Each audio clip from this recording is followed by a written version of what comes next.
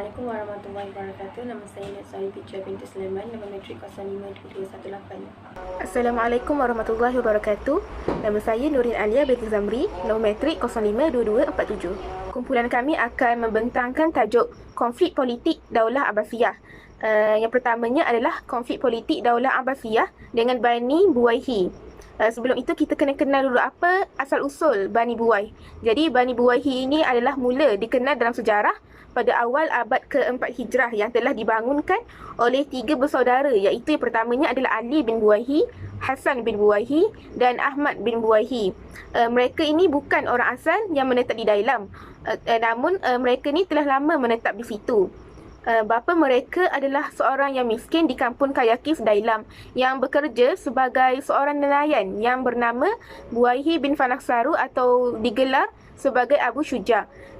Dailam adalah sebuah negara yang terletak di barat daya Caspian yang telah berada di bawah kekuasaan Islam semenjak zaman Umar bin Khattab. Terdapat konflik politik yang berlaku di antara Bani Buwaihi dengan Daulah Abbasiyah. Secara ringkasnya, akibat timbulnya tekanan dan paksaan daripada orang Turki dalam pemerintahan Daulah Abbasiyah telah membuatkan Bani Buwaihi ini turut mencampur tangan dalam pemerintahan Daulah Abbasiyah. Tekanan yang diberikan oleh orang Turki telah membuatkan kehadiran Bani Buwaihi itu dalam pemerintahan dikira sebagai penyelamat untuk menentang penguasaan orang Turki. Namun setelah Daulah Abbasiyah kembali normal, Bani Buwaihi ini telah mendesak keberadaan Khalifah Bani Abbasiyah itu hanyalah sebagai simbolik sahaja dalam pemerintahan, sama seperti tindakan yang telah dilakukan oleh orang Turki sebelum ini. Dan antara tindakan Bani Buwaihi iaitu mereka telah memaksa orang-orang Bani Abbasiyah untuk memeluk ajaran Syiah, di mana ajaran Syiah ini merupakan kepercayaan yang bertentangan dengan kepercayaan majoriti penduduk Daulah Abbasiyah. Selain itu, timbul juga konflik mengenai perebutan kuasa antara putera Muiz ad-Daulah dan putera Imam ad-Daulah dalam perebutan Jabatan Amir al-Umara, di mana akhirnya telah diberikan kepada keluarga Bani Buwaihi. Maka, atas tekanan-tekanan yang dilakukan oleh Bani Buwaihi itu terhadap khalifah serta rakyat, telah membuatkan Khalifah Al-Qaim mengundang Tughurul Beg dari Turki Saljuk untuk datang ke Baghdad untuk membantu khalifah dalam mengatasi permasalahan yang dihadapi oleh Daulah Abbasiyah. Maka sebenarnya kemunculan Bani Buwaihi dalam pemerintahan Bani Abbasiyah itu tidak menyelesaikan masalah, tetapi hanya menambah masalah baru. Seterusnya adalah konflik politik Daulah Abbasiyah dengan Turki Saljuk. Dinasti Saljuk merupakan kelompok bangsa Turki yang berasal daripada suku Guz. Pada akhir abad ke-4 Hijrah, mereka telah memeluk agama Islam, namun mereka ni lebih kepada mazhab Sunni. Dinasti Saljuk ini telah didirikan oleh Saljuk bin Dukok dari suku Guzdi, Turkistan, yang menguasai Asia Barat Daya pada abad ke-11, yang akhirnya mendirikan sebuah kerajaan yang merangkumi Mesopotamia, Syria, Palestin dan sebahagian besar Iran. Namun sebenarnya tokoh yang dilihat sebagai pengasas dinasti Saljuk itu adalah Tughurul Beg, kerana beliau ini telah berjaya memperluas wilayah dinasti Saljuk dan beliau telah mendapat pengiktirafan dari dinasti Abbasiyah. Konflik politik di antara Daulah Abbasiyah dan dinasti Saljuk ini secara ringkasnya berlaku di atas undangan Khalifah Al-Qaim. Tughurul Beg ini datang ke Baghdad untuk mengatasi dominasi Bani Buwaihi dalam pemerintahan Daulah Abbasiyah, sehingga Tughurul Beg yang berhaluan Ahli Sunnah wal Jamaah sangat menentang kegiatan ini.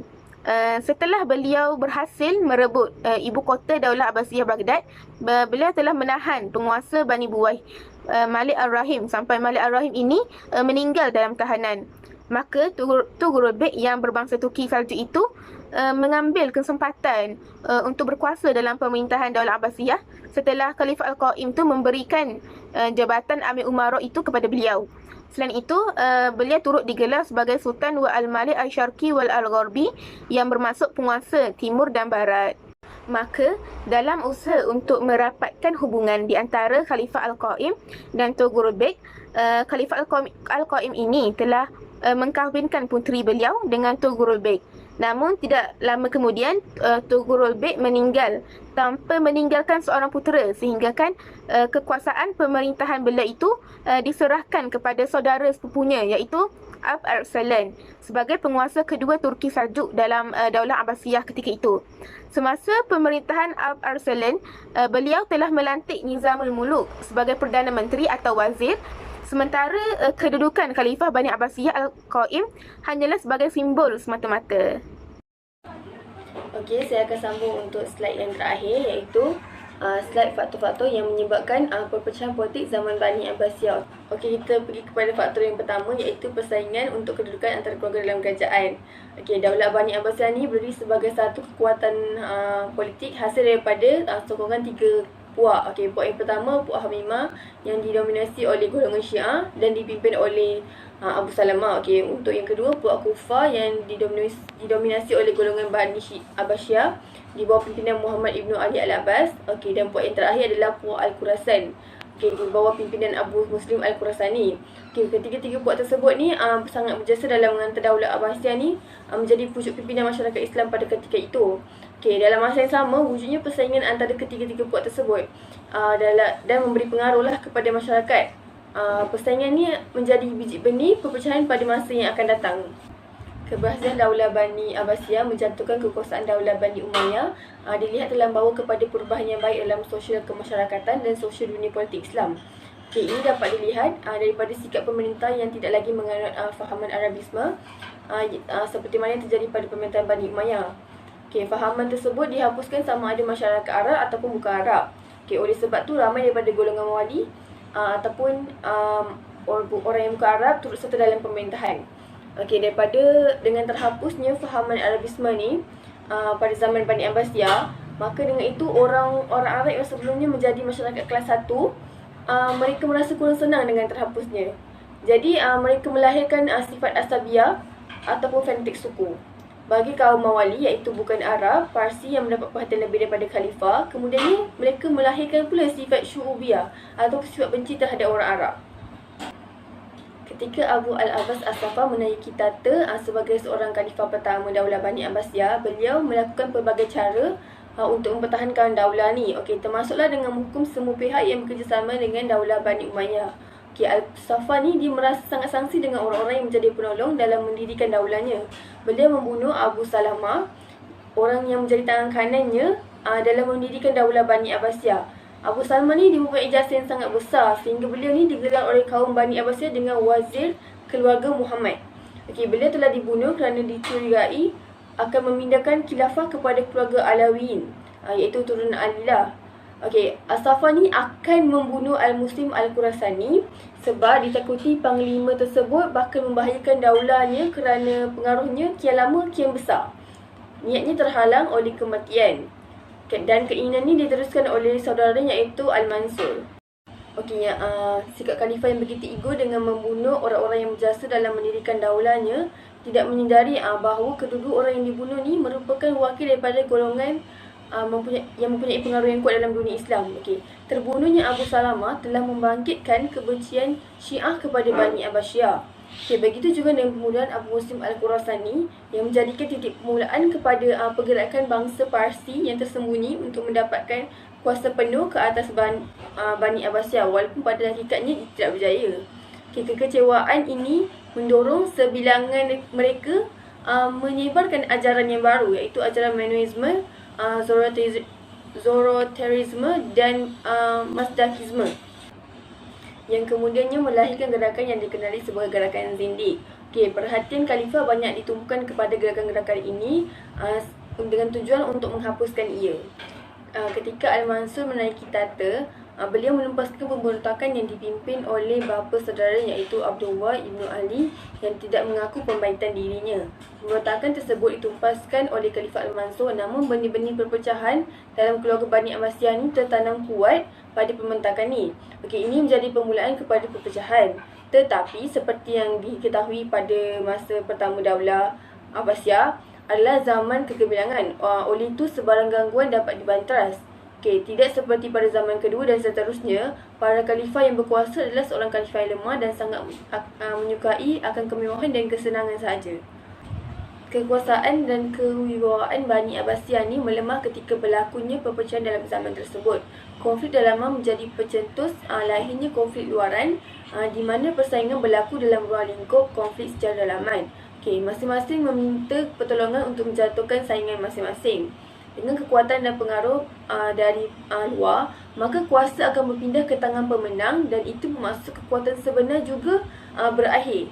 Masalah ni dapat dilihat dari sebab-sebab kemasukan pengaruh dan kuasa Bani Buayi dan Bani Saljuk. Kedatangan Bani Buayi dalam kekuatan Bani Abbasiyah kerana memperjuangkan kedudukan Amir Al-Umara antara wazir dan pemimpin tentera. Pemimpin tentera meminta pertolongan Ahmad Ibn Buayi yang berpusat di Ahwas. Permintaan tu dikabulkan sebab dah lama Ahmad ni mencari jalan untuk masuk dalam kekuatan Bani Abbasiyah. Ketika Ahmad Ibn Buayi ni dan pasukannya tiba di Baghdad pada 11 Jamadi awal 334 Hijrah bersamaan dengan 945 Masihi, beliau disempai oleh Khalifah dan terus diangkat menjadi Amir Al-Umara, pemerintah politik negara dan negara Mu'iz Al-Daulah. Begitu juga dengan saudaranya Ali Ibn Buayi yang memerintah bahagian selatan Parsi dengan pusatnya di Shiraz, diberi gelaran Imad Al-Daulah, dan Hasan yang memerintah di bahagian utara Isfahan dan Ray diberi gelaran Rukun Al-Daulah. Ketika saudara ini menerima anugerah dari Khalifah Bani Abbasiyah, ia menandakan bermulanya pemerintahan Bani Buayi pada zaman Daulah Bani Abbasiyah. Bani Buayi ni pada waktu itu menjadi peresat dalam tubuh Bani Abbasiyah. Kemasukan kuasa Bani Saljuk dalam kekuatan Bani Abbasiyah berpunca dari perebutan kuasa di negara ini. Apabila Al-Malik Ar-Rahim memegang jawatan Amir Al-Umara, kekuasaannya itu dirampas oleh panglimanya sendiri iaitu Arsalan Al-Basasiri. Dengan kekuasaan di tangannya, Al-Basasiri ni dia melakukan sesuka hati terhadap Al-Malik Ar-Rahim dan Khalifah Al-Qaim dari Bani Abbasiyah. Bahkan beliau ni mengajak Khalifah Fatimiyah iaitu Al-Mutanshir untuk menguasai Baghdad. Ini mendorong Khalifah meminta bantuan kepada Tughral Beg dari Bani Saljuk yang berpusat di negeri Jabal. Pada tanggal 18 Disember 447 Hijrah bersamaan dengan 1055 Masihi, pimpinan Bani Saljuk ni menguasai Baghdad. Al-Malik Ar-Rahim, Amir Umara Bani Ubahi yang terakhir telah dipenjarakan. Oleh yang demikian, maka berakhirlah kekuasaan Bani Buayi dan bermulalah kekuasaan Bani Saljuk. Kita pergi kepada faktor yang kedua, iaitu munculnya sikap asabiah antara kaum Arab dan bukan Arab Parsi. Sikap asabiah adalah fanatik kesukuan yang kembali meresap dalam umat Islam setelah sekian lama terhapus semenjak kedatangan Islam sehingga Khulafaur Rasyidin. Sikap ni muncul terutamanya dalam kalangan orang Islam Arab ketika kekuasaan Bani Umayyah dengan munculnya fahaman Arabisme. Fahaman Arabisme ni ialah fahaman kesukuan yang menganggap orang Arab adalah masyarakat kelas 1 dalam setiap aspek kehidupan orang Arab, sering mendapat layanan yang lebih baik berbanding dengan orang yang bukan Arab atau sering disebut sebagai kaum Mawali.